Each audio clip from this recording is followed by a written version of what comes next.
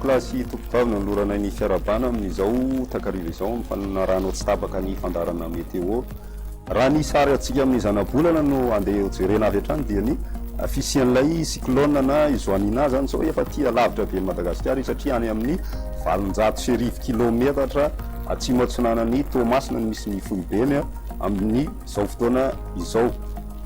Raha ny mandrafitry ny toetrandrotsika eto Madagasikara kosa dia ny tsioka malefaka tsy maro toerana izay ny tena mandrafitra azy amin'ny ankapobeny ny anton'izay moa zany dia ny fisian'ilay rindrindraona na front ato atsimon'ny lakandranony Mozambika zany no mahatonga izay.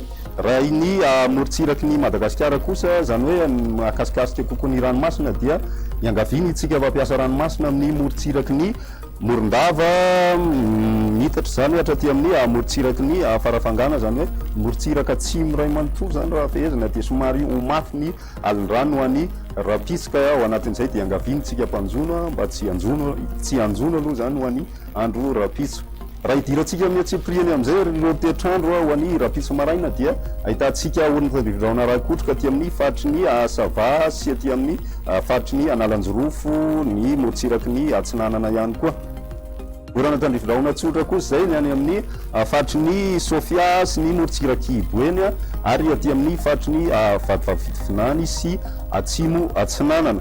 Ny faritry ny Laotra Mangoro dia hitantsika erikerika avao maraina ny ambiny amin'ny ankapobeny dia saika ho mainana dia hitana andehandraona ny faritra sasany indraindray.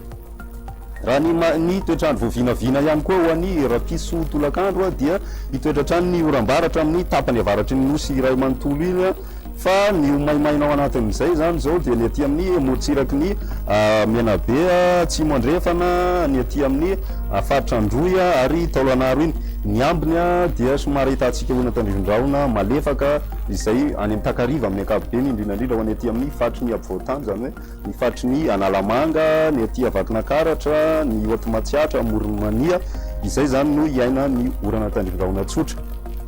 Raha ny maripana voavinavina ho an'ny rapiso dia ny faritry ny Vakinankaratra trano no mitazona ny laharana voalohany satria dia mahatratra hatrany amin'ny 5.0 degré Celsius zany zao ny maripana ny Vakinankaratra ho an'ny rapiso. Ny morotsiraka dia mbola mafana satria mety ahitantsika hatrany amin'ny 7.20 degré Celsius ny morotsiraky ny Sofia. Raha ny maripana voavinavina ambony indrindra kosa dia mbola mafana ihany koa ny morotsiraka satria mety ahitantsika an'izay 5.30 degré zay any Sofia ihany ny aty amin'ny faritry ny Ampovoatany dia eo amin'ny 20 ka hatramin'ny 20 zany ny fivaovany maripana antsika ho an'ny rapiso. Raha amin'ireo tanàna lehibe ivelan'ny Madagasikara kosa indray dia ahitantsika raona vao maraina ny any Paria ary andraona mitsitokotoko ny any Nairobi, Bangkok, Johannesburg. Any amin'ny ilany kosa dia ibalika tanteraka ny masoandro.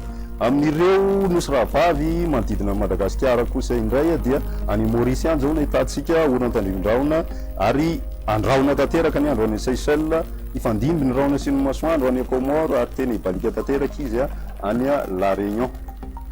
Ety ampamaranana dia mba tiako indray ny ampahatsiaro anao fa ny fipoahan'ny masoandro na ny éruption solaire dia tranga iray voalohany manamarika ny asan'ny masoandro.